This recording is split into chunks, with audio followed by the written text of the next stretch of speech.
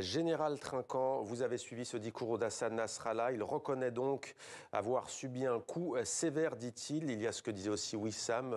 Il promet un châtiment terrible à Israël. Que retenez-vous de cette allocution ? Moi, je retiens la pondération. Alors, ils ont reçu un coup, c'est une évidence. L'opération montée par les Israéliens est absolument incroyable. A blessé, tué toute une partie de la hiérarchie du Hezbollah, mais surtout, avec la deuxième attaque en plus avec les talkie-walkie, sème l'inquiétude et le doute.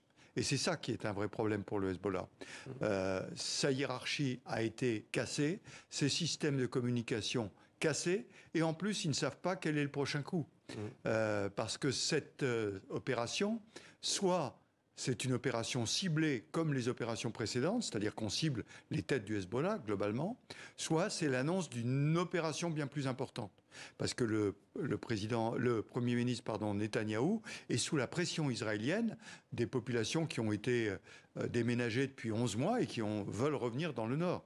Donc il y a une incertitude, et cette incertitude est extrêmement embêtante pour le Hezbollah. Quelle est la marge de manœuvre, la force de frappe du Hezbollah désormais? Peut-il vraiment répondre aux attaques imputées à Israël?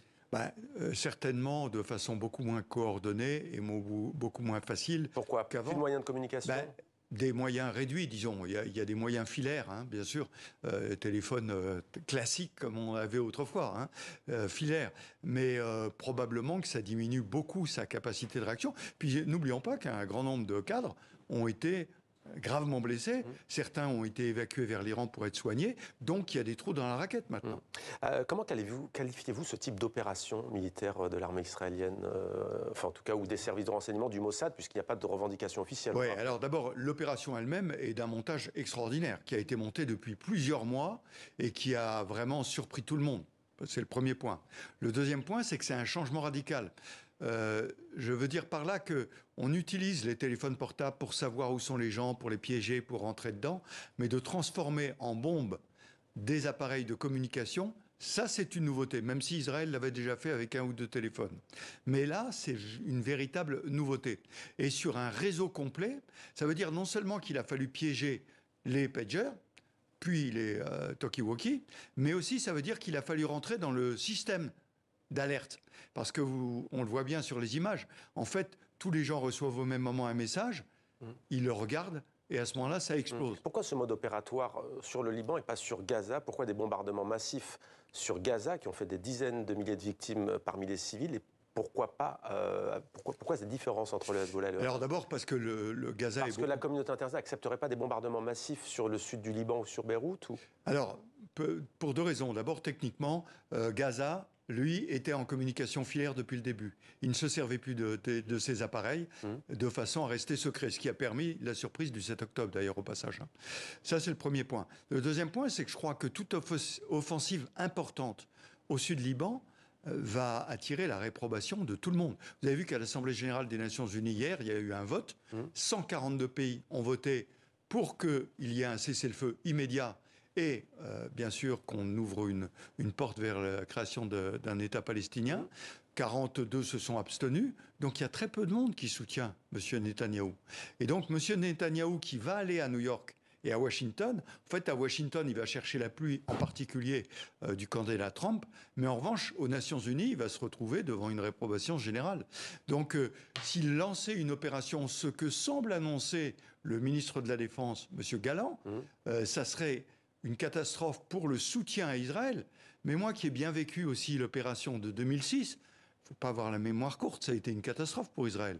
Israël a dû repartir, pardonnez-moi l'expression, un peu la queue entre les jambes, sous la protection d'une force des Nations Unies qui s'est déployée à ce moment-là, singulièrement des Français, des Italiens et des Espagnols. Donc je crois que ça serait une grosse erreur.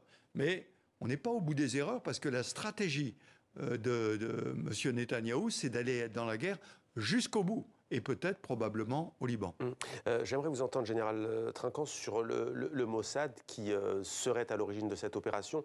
Est-ce que c'est une réponse à ce que, y compris la presse israélienne, a qualifié de fiasco avec les attaques du Hamas le 7 octobre? Oui, même si ce ne sont pas les mêmes services. Le Mossad agit à l'extérieur, d'où les opérations brillantes qu'il monte, y compris l'élimination du chef du Hamas à Téhéran, qui a nécessité de piéger son téléphone, mais aussi d'avoir des acteurs en Iran. Et d'ailleurs, 2 jours après, le chef de la sécurité des passes d'Aran a été arrêté parce que c'est un agent du Mossad. Donc aujourd'hui en Iran, si vous voulez, il y a beaucoup de gens qui ne doivent pas être très tranquilles. Alors c'est intéressant ce que vous dites. Hassan Nasrallah dit qu'il y aura une enquête interne sur les beepers, mais il veut dire aussi, il y a la technologie, est-ce qu'il y a eu forcément des agents doubles, des Israéliens infiltrés au sein du mouvement chiite libanais? Oui, parce que le pager, en fait, nécessite qu'on envoie un message à une borne et cette borne redistribue les messages à tout le monde. Donc il y a quelqu'un dans le système de communication du Hezbollah qui a fourni la porte d'entrée au Mossad. Donc pour revenir sur la différence entre ces actions du Mossad, qui sont brillantes, et puis ce qui s'est passé le 7 octobre. Il y a eu des victimes civiles. Hein. Oui, non, mais brillantes sur le plan technique, militaire et montage. technologique. Et puis, je voudrais revenir, puisque vous parliez des bombardements, ça fait quand même beaucoup moins de victimes dans la population civile libanaise que des bombardements, il faut le rappeler. Et puis, donc, pour revenir sur Gaza, Gaza, c'était les services militaires. Et les services militaires, il faut le rappeler, le directeur des services de renseignement militaire a démissionné en disant qu'il y a eu des fautes. On dit que le dossier était connu, mais n'a pas été cru par la hiérarchie. C'est-à-dire qu'on leur avait donné le plan qui allait se dérouler, peut-être pas le jour et l'heure, et ils n'y ont pas cru. Mais aussi, le problème, c'était d'avoir des indicateurs à l'intérieur pour donner le jour et l'heure, et là, ils n'en avaient plus. Merci beaucoup, Général Dominique Trinquant, pour votre éclairage ce soir sur TV5 Monde.